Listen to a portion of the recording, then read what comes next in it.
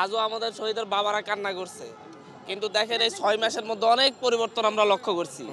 আমরা দেখছি এখন আবার আওয়ামী লীগকে পুনর্বাসনের চেষ্টা করা হচ্ছে। যারা খুন করেছে, যারা হত্যা করেছে, এখনো ওনাদের মতো অনেক বাবারা এখনো তাদের সন্তানকে এখনো খুঁজে পাচ্ছে না। তাদের সন্তানদেরকে, অনেকের সন্তানদেরকে সেদিন আমরা মোহাম্মদপুর গিয়েছি, মোহাম্মদপুরে দেখেছি এক ছেলে তার বাবার লাশ খুঁজছে এবং সে বলতেছে তার বাবাকে যে কোনো জায়গায় কবর দিয়ে দেওয়া হয়েছে, তার বাবাকে তারা খুঁজে পাচ্ছে না এবং কান্না করে বলতেছে তারা যেরকম আমার বাবাকে জানাজা ছাড়া কবর দিয়েছে তাদেরও যেন আল্লাহ এরকম করে। এই যে সন্তানরা তাদের বাবাকে খুঁজে পাচ্ছে না, বাবারা সন্তানদেরকে খুঁজে পাচ্ছে না এবং তারা বাবা সন্তানের জন্য, সন্তানরা বাবার জন্য, মায়ের জন্য কান্নাকাটি করছে। এই কান্না এখনো শেষ হয় নাই।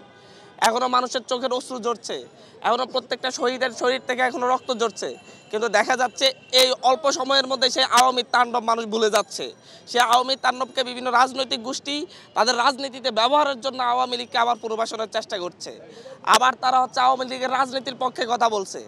আমরা মনে করি আওয়ামী লীগ যে দীর্ঘ সময় ধরে যে বাংলাদেশের মানুষের উপর নিপীড়ন চালিয়েছে, গুম করেছে, খুন করেছে এবং সর্বশেষ এই জুলাই গণহত্যা চালিয়েছে, ক্ষমতায় টিকে থাকার জন্য এটা আন্তর্জাতিকভাবে এখন স্বীকৃত।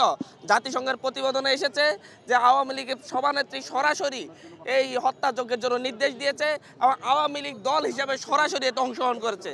সুতরাং এরপরে আওয়ামী লীগের আর বাংলাদেশে রাজনীতি করার কোনো সুযোগ নেই।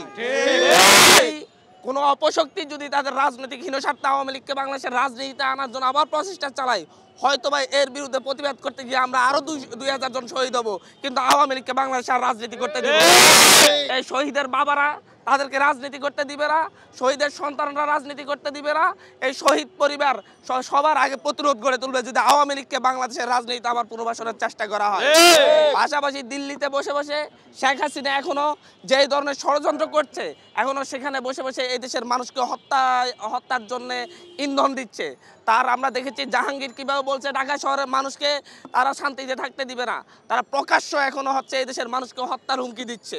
তাদেরকে যে বিশ্বের যে জায়গায় আছে শেখ হাসিনা সহ প্রত্যেককে দেশে ফিরিয়ে এনে অবশ্যই বিচারের মুখোমুখি করতে হবে এবং তাদেরকে এই খুনিদেরকে উপযুক্ত শাস্তির মুখোমুখি করতে হবে।